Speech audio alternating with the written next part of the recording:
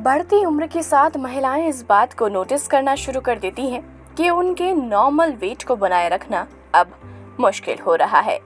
ये खास तौर से उन महिलाओं के साथ ज़्यादा देखने को मिलता है जो अपने पेरी मेनोपॉज स्टेज में पहुंच चुकी होती हैं।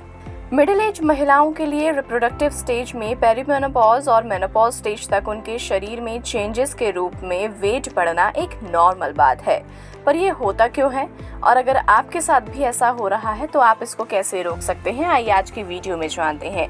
So hello and welcome you all, this is me Kritika. देखिए, वजन बढ़ने से कई सारे हेल्थ प्रॉब्लम्स जैसे कि high blood pressure, stress, diabetes, heart disease आदि हो सकते हैं। इसलिए वेट को कंट्रोल रखना और एबनॉर्मल तरीके से इसे बढ़ने न देने के लिए कुछ खास स्टेप्स डॉक्टर्स सजेस्ट करते हैं।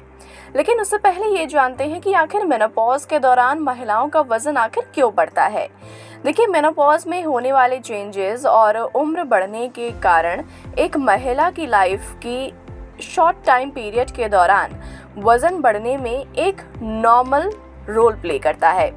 वेट का बढ़ना ज़्यादातर मामलों में पेट, थाइज और हिप्स के आसपास के हिस्सों में देखने को मिलता है। ये हार्मोनल चेंजेस के कारण होता है जो बॉडी में मेनोपॉज के दौरान होता है। एस्ट्रोजन का लेवल कम होने के कारण मेटाबॉलिक रेट गिरता है, जिससे वेट गेन होना शुरू हो जाता है।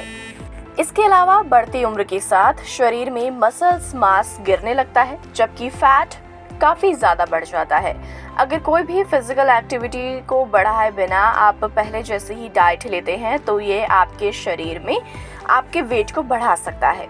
ऐसा इसलिए होता है क्योंकि शरीर अब नेचुरल तरीके से फैट जलाने में मदद नहीं करता। इनफ नींद न लेना, एक्सरसाइज की कमी और अनहेल्दी डाइट भी आपके वेट को गेन करने में महत्वपूर्ण भूमिका निभाती है। अब इसको आप ठीक कैसे कर सकते हैं?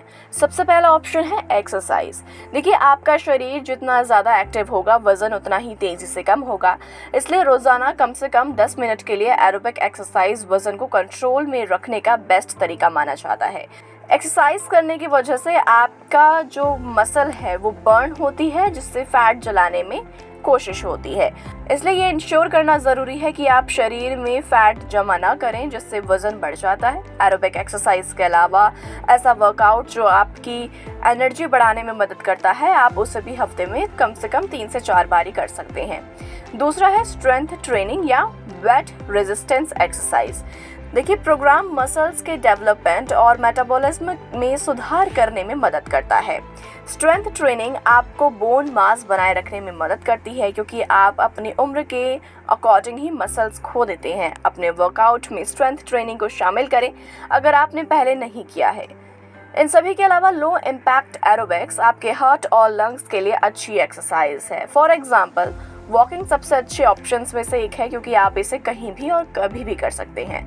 साथ ही इस उम्र में पहले के कंपैरिजन आपके शरीर को कम कैलोरी की नीड होती है, इसलिए आप अपनी डाइट में भी थोड़े बहुत चेंजेस कर सकते हैं। और उम्मीद है आपको आज की वीडियो ज़रूर पसंद आई होगी और भी ऐसी वीडियोस को देखने के लिए आप जुड़े रहिए हमारे साथ। तब तक के लिए नमस्कार।